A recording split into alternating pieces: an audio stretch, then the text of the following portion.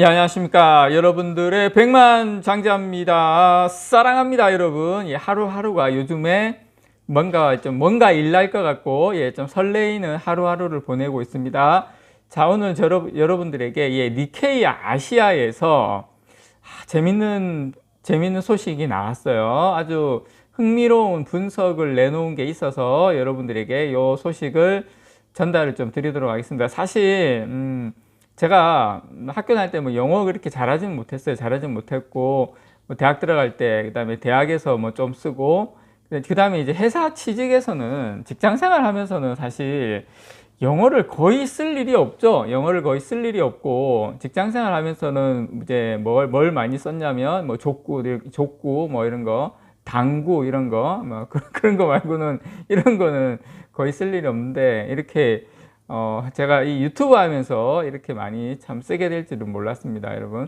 자, 일단 니케이 아시아에서 최근에 미국이 중국을 대상으로 시행하는 이 반도체 산업 규제가 한국을 비롯한 글로벌 기업에도 변수로 작용을 하고 있다.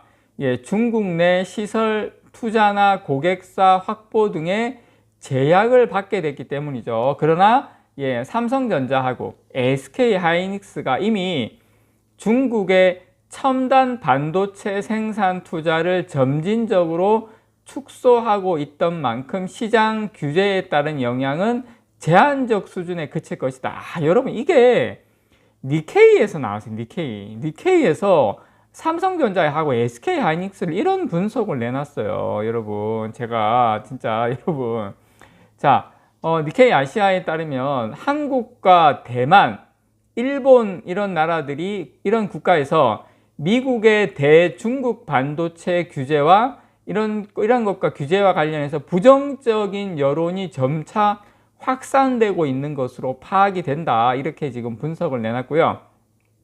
바이든 정부가 미국 기업의 반도체 및 관련 장비 수출을 규제한 데 이어서 미국의 주요 동맹국 소속 기업도 중국과 거래를 제한하도록 압박하고 있기 때문이죠. 자, 한국에서는 삼성전자와 SK하이닉스가 주요 대상에 놓여 있습니다. 미국 정부는 한국 반도체 기업이 중국에 사실상 첨단 생산 설비 투자를 중단하도록 하는 규제를 시행한 뒤 지금 1년의 유예기간을 부여했습니다. 자, 반도체하고 국제무역 전문가인 크리스 밀러, 미국 터프츠대 교수, 터프츠대는 저도 처음 들어봤어요. 여기에 이 교수는 니케이 아시아에 논평을 내고 미국의 수출 규제가 강력한 반발을 낳게 될 것이라는 의견이 전문가들 사이에서 지금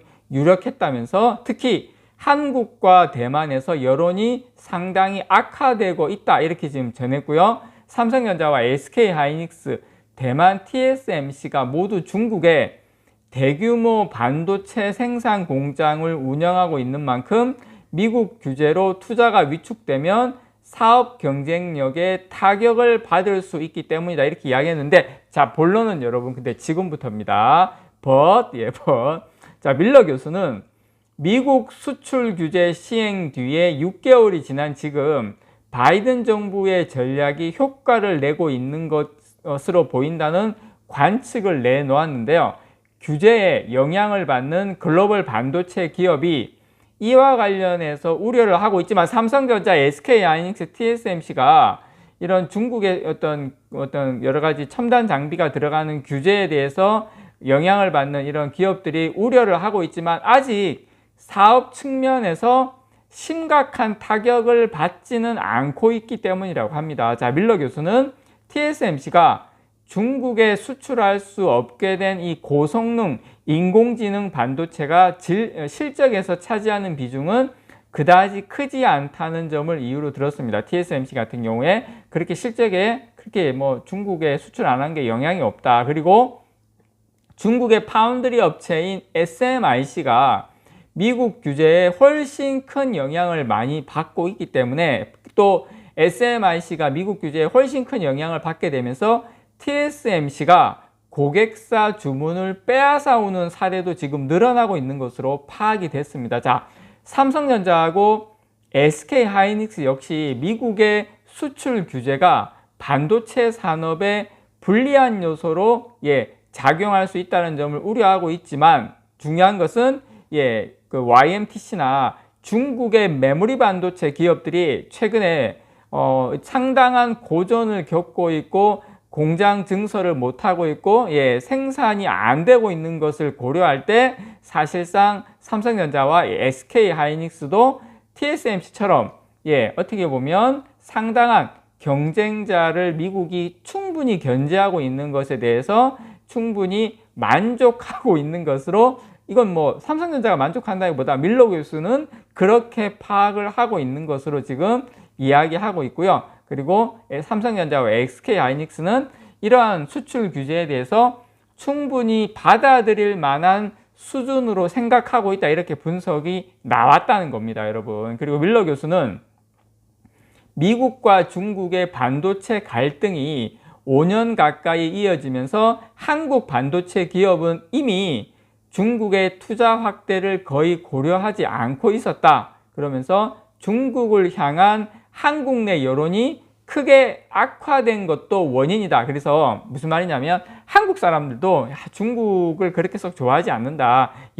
중국에 대한 여론이 많이 악화되어 있기 때문에 한국 반도체 기업도 중국에서 지금 상당히 철수하는 것을 잘 하고 있다, 이런 이야기입니다. 그래서 삼성전자와 SK하이닉스가 이미 중국 내 반도체 투자를 점차 축소하는 수순에 들어갔던 만큼 미국 정부의 수출 규제가 오히려 한국 정부 입장에서는 뭐 이렇게 좀 빰 맞고 싶은데 그런 기억이 됐습니다, 여러분. 그래서 오히려 이게 앞에서 중국 앞에서는 약간 이렇게 좀 얼굴이 좀 이렇게 하고 있지만 뒤에서는 웃고 있는 그런 상황이다. 그렇게 지금 미국은 싹 지금 분석을 하고 있는 것 같아요. 그래서 미국 정부가 삼성전자와 SK하이닉스의 중국 투자 제한에는 유예 기간을 부여한 점도 한국 반도체 기업을 향한 우호적 태도를 보여주는 근거로 꼽았고요. 결국 삼성전자와 SK하이닉스는 미국 규제로 벌어질 이 큰 리스크를 피하면서 점진적으로 중국의 반도체 생산 의존을 낮추는 수순에 들어갈 것으로 전망을 하고 있습니다. 이것이 결국에는 중국의 반도체 굴기를 저지하는 부분이다고도 한국의 반도체 기업은 생각하고 있다. 왜냐? 한국의 어떤 기술이라든지 중국에 있는 그런 인력이라든지 어쨌든 오퍼레이팅하는 인력들은 또 중국 사람들 같은 경우에는 중국 공장으로 또 갈 수 있기 때문에 그런 부분에 대한 삼성전자와 SK하이닉스의 근심은 있었다. 그래서 밀러 교수는 중국이 미국 정부에 맞서 보복 조치를 시행할 가능성도 그렇게 크지 않다. 지금 뭐 마이크론 규제하고 하고는 있지만 실질적으로 중국에서 마이크론의 그런 영향력이 거의 없기 때문에 사실상 본격적인 그런 것은 하기 힘들다. 그래서 미국 기업의 중국 내 사업을 제한하는 등 조치는 결국 중국의 더 큰 경제적 타격으로 이어질 수밖에 없고 글로벌 기업의 중국 이탈을 오히려 가속화할 수 있다는 것이다. 이것은 미국 기업뿐만 아니라 한국 기업, 삼성전자와 SK하이닉스에도 공통으로 적용된다. 그래서 다른 기업은 모르겠지만 최소한 반도체 기업에 대해서는 중국이 어떤 태클을 걸 수 없다. 왜냐? 중국 이탈이 더 가속화가 되면 중국이 더 힘들어지니까. 그래서 밀러 교수는 미국의 주요 동맹국뿐 아니라 중국도 결국은 미국 정부의 전략을 받아들이는 일이 가장 현명하다고 판단한 것으로 보인다. 이렇게 니케이 아시아는 이번에 밀러 교수의 어떤 그런 내용, 이야기를 이렇게 올렸습니다. 올린 걸 제가 여러분들에게 요 소식 정도는 제가 여러분들께서 아셔야 될 것 같아서 제가 전달을 좀 드렸습니다. 이상 여러분들의 백만장자였습니다. 사랑합니다, 여러분.